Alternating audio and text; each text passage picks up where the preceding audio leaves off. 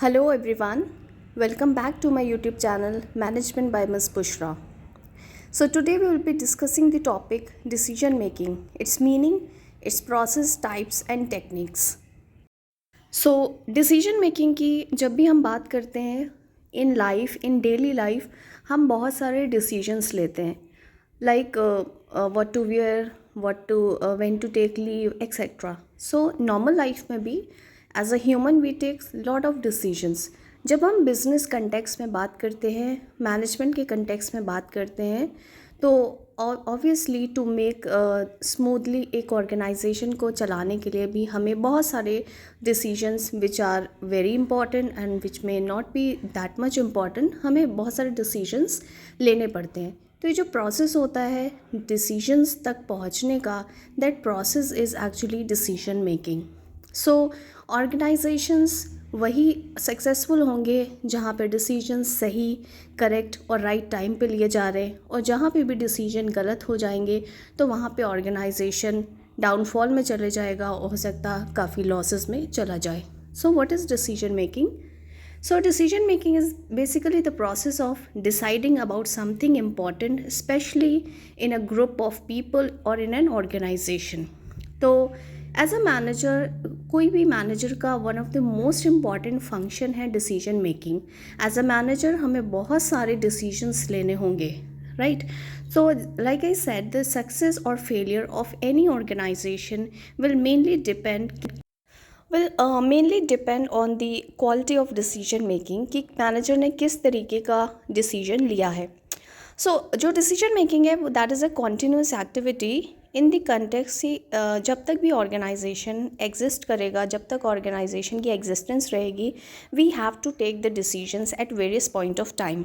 Okay, now जो भी अच्छे मैनेजर्स होते हैं, जो भी बड़ी बड़ी कंपनीज होती है, ऑर्गेनाइजेशंस होते हैं या बहुत एक्सपीरियंस लोग होते हैं, वो उनके चांसेस ज़्यादा रहते हैं कि वो सही या करेक्ट डिसीजन लेंगे. तभी हम अक्सर बहुत सारे इंपॉर्टेंट डिसीजन डिफरेंट जो काफ़ी एक्सपीरियंस लोग हैं उनके हाथ में छोड़ देते हैं. वाई? बिकॉज उनके पास जो नॉलेज है, जो साइंटिफिक नॉलेज है, जो उनके पास स्किल्स है, जो उनके पास टैलेंट है, जो उनके पास एक्सपर्टीज़ है अपनी अपनी फील्ड का, तो उसके बेसिस पे चांसेस ज़्यादा बढ़ जाते हैं कि वो सही डिसीजन लें. और plus decision making, what is actually a decision making? Basically it is making a choice among various alternatives available. आपके पास नॉर्मली भी लेट्स से आपके पास 5 ऑप्शंस हैं कि आपको 5 ड्रेसेस हैं, आपको कौन सी बेस्ट इस ओकेशन के अकॉर्डिंग आपको पहननी है. तो जब आपने लेट्स से ड्रेस नंबर 3 को चूज़ किया तो you have actually taken a decision among all the options which were available to you. So we can say that decision making is basically making the right choice among the various alternatives or the options available to you. So we have discussed with the meaning of decision making. Now we come to certain conditions. See, जब भी हम decision लेंगे तो एक decision maker के पास 3 ही conditions होंगी.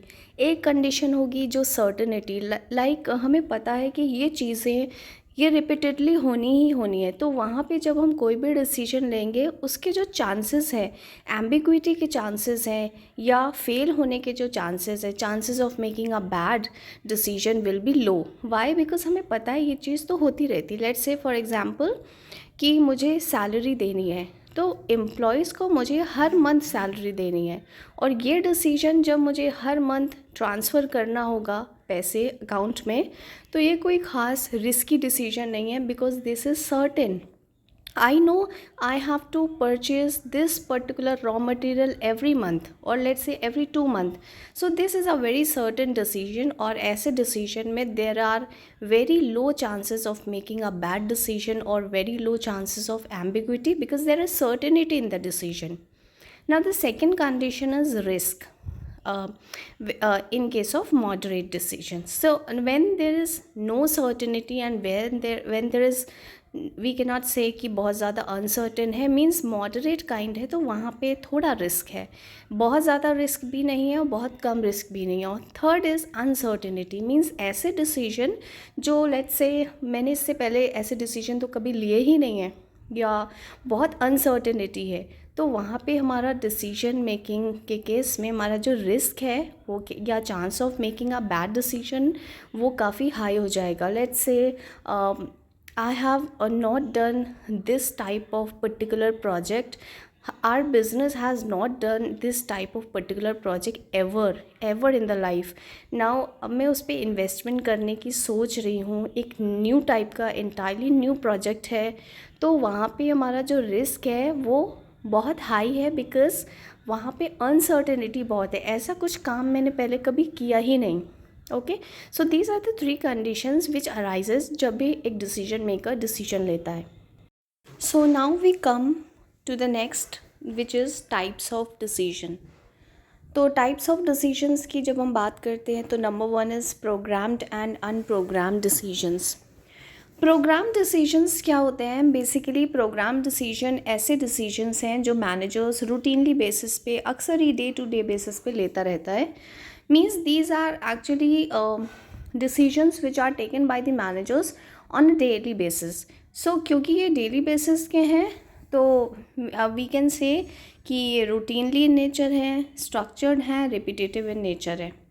On the other hand non program decisions ऐसे decisions हैं जो बहुत ही अनकॉमन है, जो ऐसे इश्यूज़ जो हार्डली और रेयरली एग्जिस्ट होते हैं, तो जस्ट कभी अराइज हो गए तो हमें वैसा कोई डिसीजन लेना है. तो क्योंकि ये रेयर केस के हैं और इनफ्रीक्वेंट इश्यूज़ हैं, तो कौन हैंडल करता है इसे? बेसिकली टॉप मैनेजमेंट हैंडल करता है.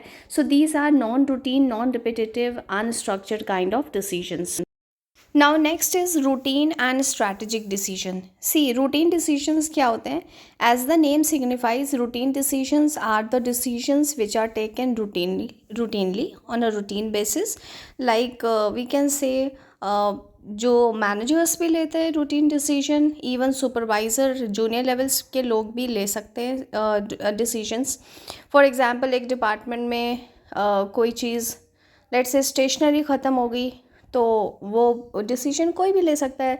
न्यू स्टेशनरी को परचेज़ करना है तो रूटीन बेसिस, या लेट्स से सैलरी देनी है हर मंथ एम्प्लॉय को, तो ये रूटीनली इन नेचर है, तो ये चीज़ कोई अलग सी चीज़ नहीं है, तो ये रूटीन डिसीजंस हो जाएंगे. स्ट्रैटेजिक डिसीजंस, सो जहाँ पे भी स्ट्रैटेजी वर्ड अराइज हो जाता है तो that is related to the top management, top level. So strategic decisions are always taken by top management because they are policy related, they are related to the strategy, and hence these are always taken by the top level. And जो आपके strategic decisions है वो उसका impact जो होगा वो entire organization पे होगा, whereas routine decision का कोई ख़ास impact नहीं होगा, या बहुत ज़्यादा we can say it will hardly impact the entire department, not more than that. Okay, so next decision is tactical decision and operational decision. Tactical word or tactics is related to the policy. It is basically the action plan which is undertaken to achieve the strategy which we have formulated. So tactical decision basically ऐसे decisions होते हैं जो basically policies से related होते हैं, और hence क्योंकि ये पॉलिसी से रिलेटेड होते हैं तो hence these are taken by the top management. Now operational decisions, basically operations term यहाँ पे यूज़ हो गया है, तो ऑपरेशनल डिसीजंस जो आपके होते हैं these are basically execution related. So basically जो भी टॉप मैनेजमेंट ने कोई चीज़ डिसाइड करी है उसको फर्दर इम्प्लीमेंट करना और ग्राउंड लेवल तक उस चीज़ को इम्प्लीमेंट करने के लिए जो हम स्टेप्स लेते हैं वो आपके ऑपरेशनल डिसीजंस होते हैं. फॉर एग्ज़ाम्पल इफ़ आई से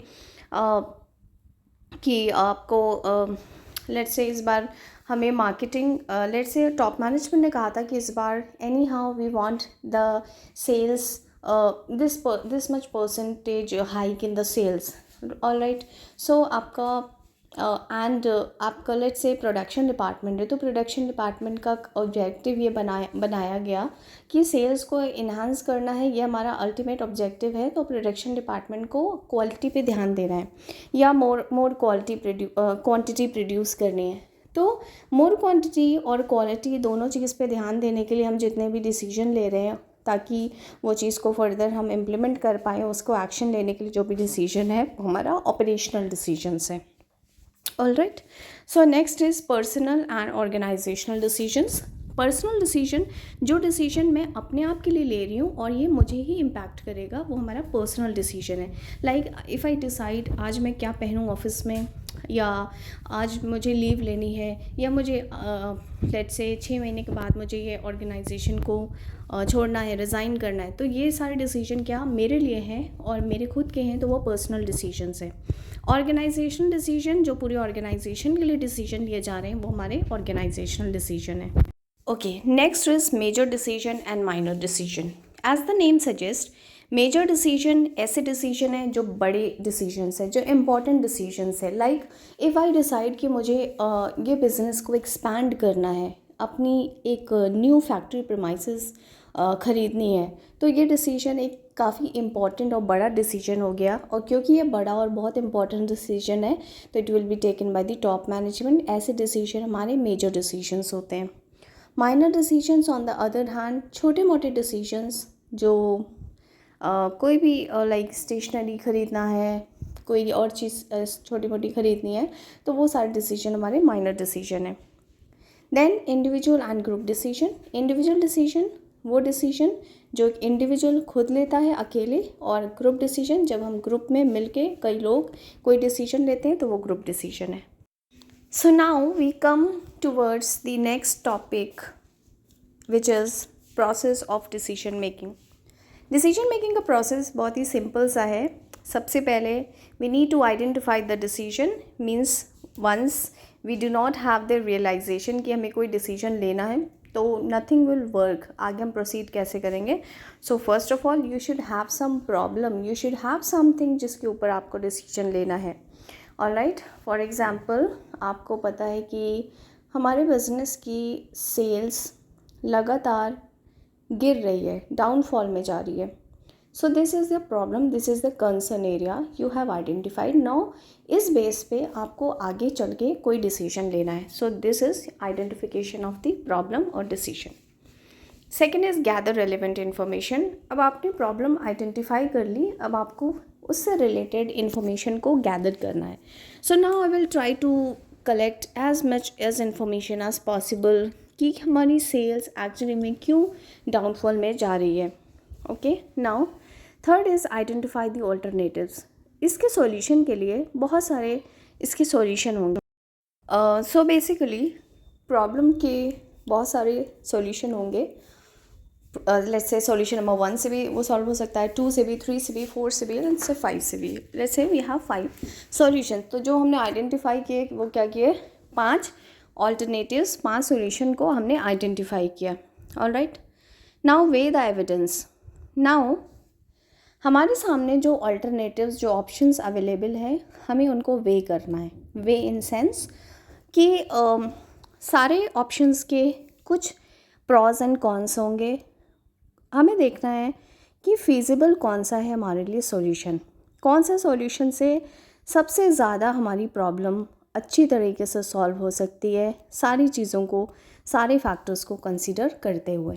okay, now choose among alternatives. So finally हमने उन्हें वे कर लिया, सारी चीज़ें हमें पता चल गई। So now we are going to finally select the solution, we are going to choose the alternative.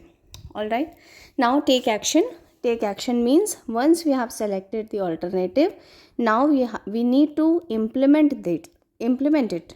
तो implement करने के लिए हमें कोई एक्शन लेना होगा। फॉर एग्ज़ाम्पल मान लीजिए हमने डिसाइड किया है कि एम्प्लॉय को खुश करने के लिए लीव्स बढ़ानी है।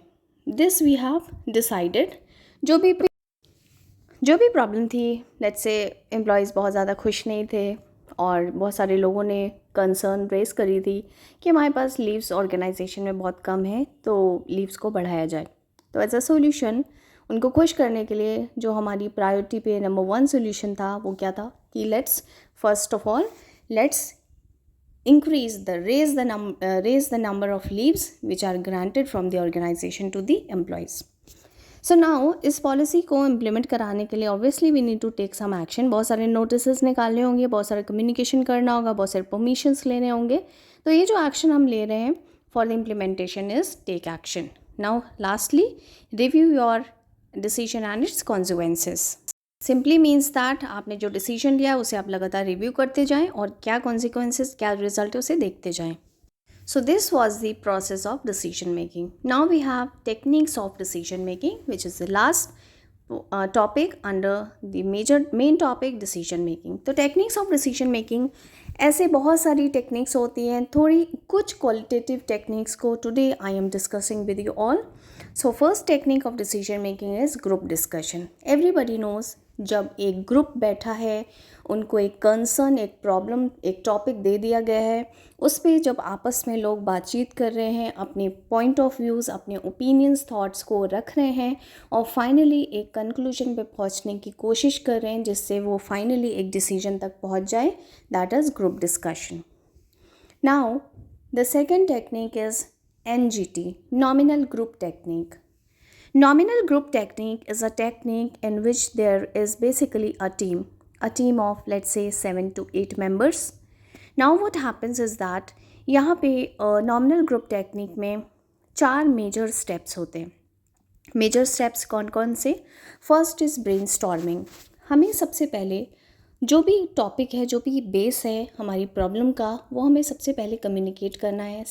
फर्स्ट उसके बाद आपने लोगों को मोटिवेट करना है कि ब्रेनस्टॉर्मिंग सेशन की तरह चीज़ें चलेगी। Means come on, give your point of views, give your ideas, as many number of ideas are welcomed. तो सबसे पहले इसमें ब्रेनस्टॉर्मिंग चलेगा। सेकेंड आता है आइडिया रिडक्शन। उसके बाद जब हमारे पास सारे ही लोगों से बहुत सारे वैरायटी ऑफ आइडियाज़ आ जाएंगे तो सारे आइडियाज़ हमारे लिए यूज़फुल नहीं होंगे। तो हमें एक मैनेजेबल नंबर चाहिए आइडियाज़ का। तो हम क्या करेंगे, यही टीम आपस में कम्युनिकेट करके, बातचीत करके कोशिश करेगी कि जो नॉट सो रेलिवेंट आइडिया है, जो उतने सही आइडियाज़ नहीं हैं, उनको एलिमिनेट कर देगी, so that we reach to a manageable number of ideas, which is idea reduction. Third is idea prioritisation. Now जो भी लेफ़्ट ओवर आइडियाज़ हैं उनकी हम प्रायोरिटी बेसिस पे रैंकिंग करेंगे। Team members let's say 10 ideas रह गए, तो ये टीम मेंबर्स इन 10 आइडियाज़ को रैंक देंगे प्रायोरिटी की बेसिस पे, top to bottom. So this is idea prioritization. And lastly is consensus building, which means that आपने रैंकिंग कर दी आइडियाज़ की, उसके बाद हम डिसाइड करेंगे आपस में कि एक कॉमन कंक्लूजन तक पहुंचने के लिए एवरीबडी, लेट्स से सब ने आइडिया नंबर 3 को सबसे ज़्यादा लोगों ने रैंकिंग की है कि वो आइडिया नंबर 3 लेट्स से जो इनका आइडिया था या ये वाला जो आइडिया है इसका नंबर 1 रैंक है और सारे ही लोग, मेजॉरिटी लोग टीम के इस आइडिया को सबसे बेस्ट या सबसे टॉप पे मानते हैं। तो आपस में बातचीत करके, कम्युनिकेशन करके हम एक फाइनल, एक कॉमन ग्राउंड्स पे पहुंच के फाइनली एक डिसीजन लेते हैं। This process is nominal group technique. So it is a kind of थोड़ा टाइम कंज्यूमिंग प्रोसेस है। फिर नेक्स्ट आता है आपका brainstorming. Everyone knows brainstorming is a session जहाँ पे हमने एक प्रॉब्लम दे दी, एक इशू दे दिया और उसके बाद हमारा जो मेन मोटिव यहाँ पे होता है to extract as many number of ideas as possible from the people.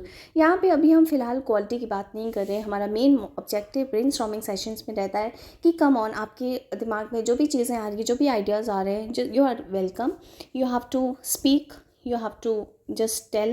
And so basically it is we just mainly focus on more on the quantity to come and just give your ideas. So it is a brainstorming session which is known as brainstorming.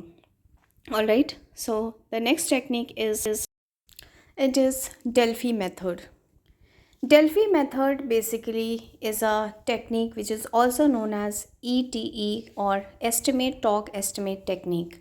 It is basically a qualitative method जहाँ पे basically हम क्या करते हैं कि सबसे पहले जो एक टीम ऑफ एक्सपर्ट्स हैं, जो अपने अपने एरिया में, जो अपने अपने एरियाज़ में एक्सपर्ट्स लोग होंगे, उनको हम एक क्वेश्चनियर देते हैं जिससे क्या होगा, वो सारे लोग क्वेश्चनियर को फिल करेंगे एंड उसके बाद एक फैसिलिटेटर होगा जो उनके क्वेश्चनियर के रिस्पॉन्सेस को एक्सट्रैक्ट करेगा, मीन्स उनसे वापस उनके रिस्पॉन्सेस ले लेगा और वो रिस्पॉन्सेस सारे ही लोगों में आपस में शेयर कर दिए जाएंगे, so that anybody can view the response of any other person. इस तरीके से क्या होगा कि हमें जो भी क्वेश्चंस थे लोगों को पता चल रहा है कि लेट्स से मैंने इस क्वेश्चन पे ये रिस्पांस दिया, बट मेरे साथ वाले ने या सेकंड मेंबर ने इस चीज़ पे ये रिस्पांस दिया।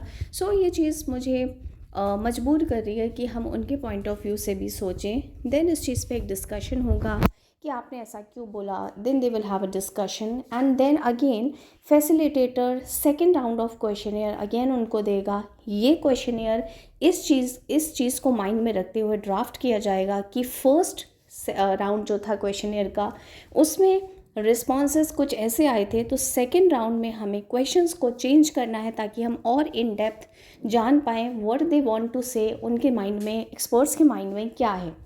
तो ये प्रोसेस बार बार क्वेश्चनियर हम देते जाएंगे, लोग उनके रिस्पॉन्सेस को फिल करेंगे, आपस में वो रिस्पॉन्सेस शेयर होंगे और ये प्रोसेस तब तक चलेगा जब तक लोग एक कॉमन कंक्लूजन, एक कंसेंसस बिल्डिंग पे नहीं पहुंच पाते। सो this is Delphi method and it is obviously it is a complex and time consuming process.